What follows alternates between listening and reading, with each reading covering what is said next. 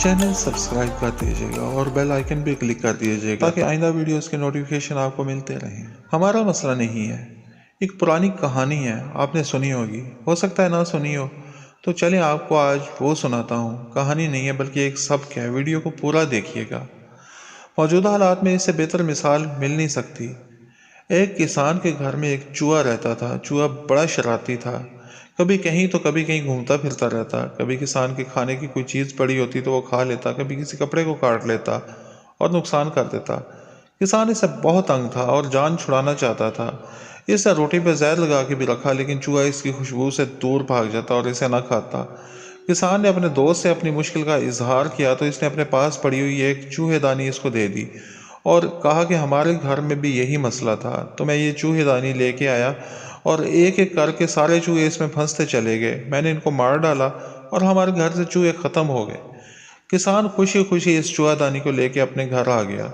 इसने चूहादानी एक ऐसे कमरे में रख दी जहाँ पे काफ़ी सारा सामान पड़ा हुआ था और चूहे ने इस कमरे में ही सबसे ज़्यादा नुकसान किया था। चूहादानी एक दो दिन पड़ी रही। इस दौरान चूहा इसके करीब आया और इसने गौर से देखा तो जान गया कि ये चूहेदानी और मेरे लिए ही लगाई गई है। इसने अपने बाकी दोस्तों से भी इसके बारे में सुना था। वो थोड़ा परेशान हुआ कि कहीं रवानी में घूमते फिरते इस चूहादानी में ना फंस जाए। इसके साथ इस घर में एक जोड़ा कबूतरों का भी किसान ने रखा हुआ था। चूहा इन कबूतरों के पास गया और उन्हें बताया कि घर में किसान चूहादानी लेके आ गया है, तो हमें इसका कोई हल निकालना चाहिए। कबूतर इसकी बात सुन के खूब हंसे और कहने लगे, मियाँ, चूहेदानी से हमारा क्या वास्ता, ये तो तुम्हारे लिए लगाई गई है। तुम किसान को तंग करते हो, इसकी चीज़ें खराब करते हो, तो वो तुम्हारे लिए लेके आया है। इसमें तो तुम ही फंसोगे, हमारा इसे कोई लेना देना नहीं है।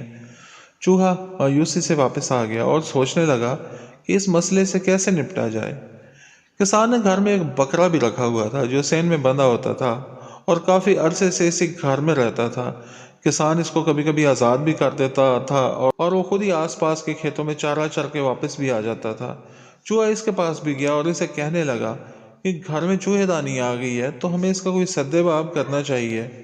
बकरे का रद्द अमल भी कबूतरों से कुछ ज़्यादा मुख्तलिफ ना था। वो भी इसकी बात सुन के हंसा और कहने लगा, चूहेदानी से मेरा क्या वास्ता, मुझे क्यों बता रहे हो? मैं तो सेन में बंधा होता हूँ और यहाँ से आज़ाद होता हूँ तो बाहर मज़े से चारा खाता हूँ, फिर आके सो जाता हूँ। चूहेदानी तो कमरे में लगी है, मैं तो कमरे में जाता ही नहीं, मैं क्या कर सकता हूँ इसमें? तुम जानो और तुम्हारा काम। नहीं करना था किसान को परेशान। चूहा मायूस हुआ और इसके पास से भी वापस आ गया और सोचने लगा कि अब क्या करे। किसान ने एक मुर्गा भी रखा हुआ था। अब की बार चूहा मुर्गे के पास गया और इसे कहने लगा, सुना है तुमने किसान ने चूहेदानी लगा ली है? हाँ, तो फिर मैं क्या करूं? मुर्गा बेपरवाही से बोला, देखो, इसमें तुम भी फंस सकते हो, इसलिए हमें मिलके इसे इस घर से बाहर फेंकना होगा। अरे भाई, मैं कैसे फंस सकता हूँ इसमें? वो तो चूहे के लिए होती है और तुम भी तो फिरते रहते हो, कमरों में जाते हो, वो तुम्हारा पाँव भी तो इस पे आ सकता है। चूहे ने इसे कायल करने की कोशिश की। नहीं, मैं तो एहतियात से जाता हूँ, मेरा इस पे पाँव किस लिए आना है? मुझे इसमें क्यों उलझा रहे हो? जो अपना काम करो। चूहा नाउम्मीद हो गया। इसने तो कोशिश की थी कि इस मुसीबत से जान छुड़ा लें, कोई इसके साथ मिल जाए, लेकिन किसी ने इसका साथ ना दिया। अब वो इतना ही कर सकता था कि खुद एहतियात करे और चूहेदानी से बच के गुजरे। चूहेदानी को बाहर फेंकना इसके बस की बात नहीं थी। 2 दिन बाद अचानक चूहेदानी की खटक से बंद होने की आवाज़ आई और इसमें वहां से गुजरने वाला एक सांप फंस गया। रात का वक्त था। किसान की बीवी ने आवाज़ सुनी तो इसने यही समझा कि चूहा फंस गया है। इसने चूहेदानी को उठाने की कोशिश की तो फंसे हुए सांप ने इसके हाथ पे काट लिया। किसान की बीवी की हालत गैर हो गई। इसके चीखने से किसान भी उठ खड़ा हुआ। इसने रोशनी में सांप को देखा तो सांप को मार डाला और भागा भागा गांव के हकीम को ले आया। हकीम ने इसकी बीवी का हाल देखा तो इसे दवा भी दी और साथ कबूतर का सूप पीने को कहा। किसान ने दोनों कबूतरों को ज़बह किया और इनका सूप बनाने लग गया। सूप अभी बना भी नहीं था कि किसान के भाई और इसकी बहन घर आ गए। इन्हें पता चला था और वो सब इसकी बीवी के लिए फिक्रमंद थे, हाल पूछने आए थे। घर में खाने के लिए और कुछ था नहीं तो किसान ने अपना अकलौता मुर्ग ज़बह किया और बहन से इसका गोश्त पकाने को कहा। चूहा ये सारा मंजर देख रहा था। सुबह होने तक किसान की बीवी की तबीयत ज़्यादा बिगड़ गई। हकीम को दोबारा बुलाया गया। इसने और अद्वियात लिख दी, لیکن وہ بچ نہ سکی اور اس کی موت واقع ہوگی۔ اب کسان نے اس کی تدفین کی اور تدفین کے بعد آنے والے مہمانوں کے لیے اسے اپنا بکرا ذبح کرنا پڑا۔ بکرا ذبح کر کے اس نے کھانا مہمانوں کو کھلا دیا۔ چوہا ایک ایک کر کے سب کو مرتے ہوئے دیکھتا رہا۔ چوہے دانی وہیں پڑی تھی۔ یہ وہی چوہے دانی تھی جو چوہے کے لیے منگوائی گئی تھی، لیکن اس کی وجہ سے باقی سب اپنی جان سے ہاتھ دھو بیٹھے اور چوہا بچ نکلا۔ یہ صرف ایک کہانی نہیں ہے، ایک سبق ہے ہم سب کے لیے، اور یہ کہانی ہمیں سکھاتی ہے کہ جب کسی دوسرے کا مسئلہ ہو تو اس مسئلے کو اپنا مسئلہ سمجھو اور اس کو حل کرو اور اس کی مدد کرو۔ یہ مسئلہ تمہارے لیے بھی مشکل پیدا کر سکتا ہے۔ احساس کی بات ہے، احساس ہو تو انسان دوسروں کے کام آتا ہے، ورنہ خود غرضی کے لبادے اوڑے یہی سوچتا ہے جیسا اس مرغ، کبوتر اور بکرے نے سوچا اور چوہے کا مذاق اڑایا کہ مسئلہ تو تمہارا ہے، ہم اس میں کیوں الجھیں، اپنا وقت کیوں ضائع کریں۔ لیکن ایسا نہیں ہوتا۔ جب بھی کوئی مسئلہ ہوتا ہے، اس کو بروقت حل نہ کیا جائے تو آہستہ آہستہ وہ پورے سماج کا مسئلہ بن جاتا ہے، ہم سب اس سے دوچار ہو جاتے ہیں۔ اس شخص کا نقصان ہو یا نہ ہو، لیکن اور بہت سے لوگوں کا نقصان ہو جاتا ہے۔ اس لیے کوشش کرنی چاہیے کہ دوسروں کی مدد کریں، کسی کے مسئلے کو اپنا مسئلہ سمجھیں، سوچیں کہ وہ پریشان ہے تو اس کی جگہ ہم ہوتے تو کیا ہوتا۔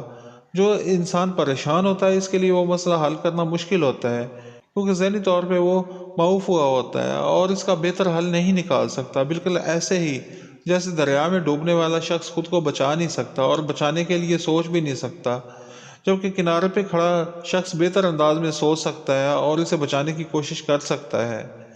انسان کو اس لیے دنیا میں بھیجا گیا ہے کہ وہ دوسروں کے کام آئے، دوسروں کی پریشانیوں کو حل کر سکے، اللہ کے بندوں کی مدد کر سکے۔ اللہ ایسے بندوں سے راضی ہوتا ہے اور ان کے لیے آسانیاں پیدا فرماتا ہے جو دوسروں کے کام آتے ہیں۔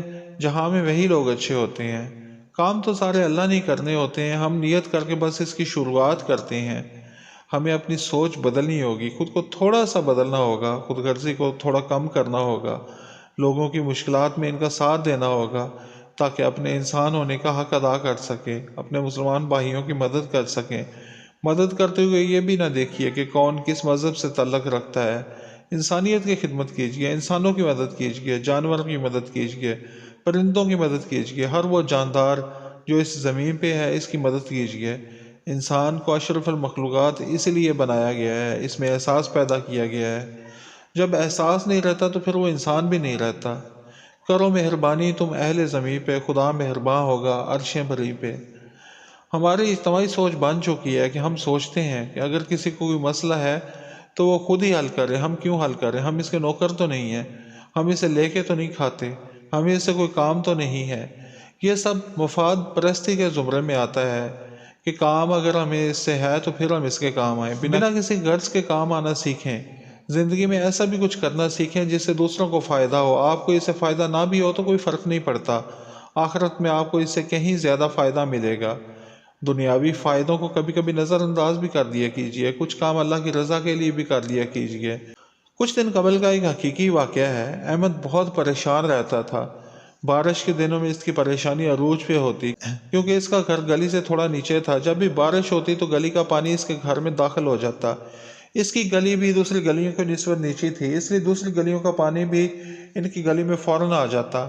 اس نے پڑوس کے لوگوں سے کئی دفعہ کہا کہ گلی کی نکر پہ چھوٹا سا رکاوٹ نما بند بنا دیا جائے تاکہ دوسری گلیوں کا پانی اس گلی میں نہ آئے، لیکن سبھی اس کی باتیں سن کے ہنس پڑتے اور کہتے میاں ہمیں کیا فرق پڑتا ہے، پانی گلی میں کھڑا ہو جاتا ہے تو کچھ دیر بعد نکل تو جاتا ہے، ہمارے گھر تو اونچے ہیں، ہمارے گھروں میں تو پانی نہیں آتا، پانی تو تمہارے گھر میں آتا ہے، تمہیں ہی کچھ کرنا چاہیے۔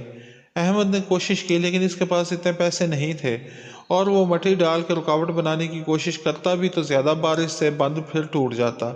لوگ اس کو دیکھتے رہتے، اس کا مذاق اڑاتے۔ سڑک اچھی بھلی تھی کہ سوئی گیس والوں کو پائپ ڈالنے کی سوجی، انہوں نے اچھی بھلی گلی کا ستیہ ناش کر دیا، جگہ جگہ سے گلی توڑ کے نئے پائپ ڈالے اور پھر اس کے اوپر مٹی تو ڈال دی لیکن ٹھیک سے نہیں ڈالی۔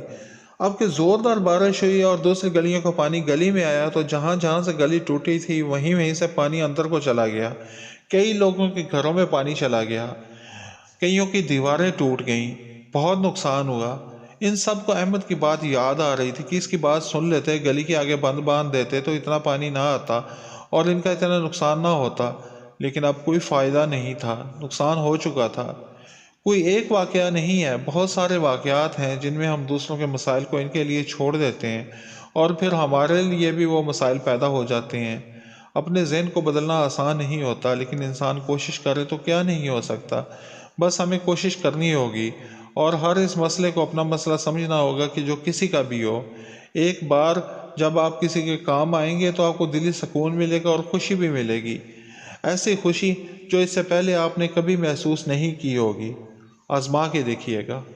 آپ رونا روتے ہیں نا کہ زندگی میں اب پہلے جیسا سکون نہیں رہا، پہلے حالات زیادہ اچھے ہوتے تھے، سب کچھ ٹھیک تھا، تو جان لیں کہ پہلے لوگ دوسروں کے کام بھی آیا کرتے تھے، دوسروں کے دکھ کو اپنا دکھ سمجھتے تھے۔